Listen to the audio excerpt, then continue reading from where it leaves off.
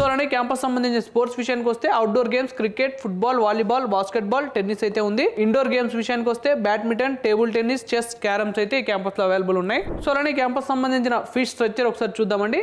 For open and OBC EWS వాళ్ళకైతే first semester academic fee వచ్చేసి 67,725 అయితే ఉంది.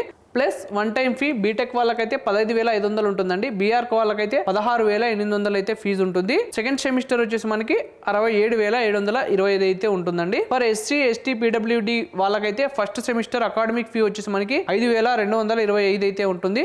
ప్లస్ వన్ టైం ఫీ వచ్చేసి బీటెక్ వాళ్ళకి 15,500 ఉంటుంది. బీఆర్ వాళ్ళకైతే 16,800 అయితే ఉంటుంది. ఇంకా సెకండ్ సెమిస్టర్ ఫీజు వచ్చేసి 5,225 అయితే ఉంటుందండి. ఈ క్యాంపస్ సంబంధించిన ప్లేస్మెంట్ విషయానికి వస్తే హైయెస్ట్ ప్యాకేజ్ వచ్చేసి మనకి 56 lakhs per annum అయితే ఉంది. యావరేజ్ ప్యాకేజ్ వచ్చేసి మనకి 26 lakhs per annum అయితే ఉందండి. సో టోటల్ ఆఫర్ వచ్చేసి మనకి 546 ఆఫర్స్ అయితే ఉన్నాయి. సో టాప్ రిక్రూటర్స్ వచ్చేసి మనకి టీసీఎస్, ఇన్ఫోసిస్, కాన్సినెంట్, టెక్ మహీంద్రా అయితే ఉన్నాయండి.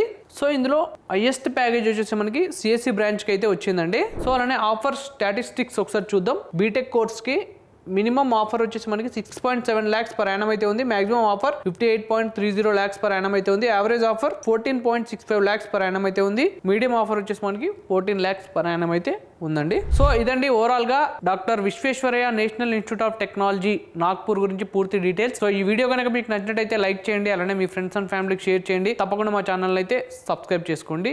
Thank you.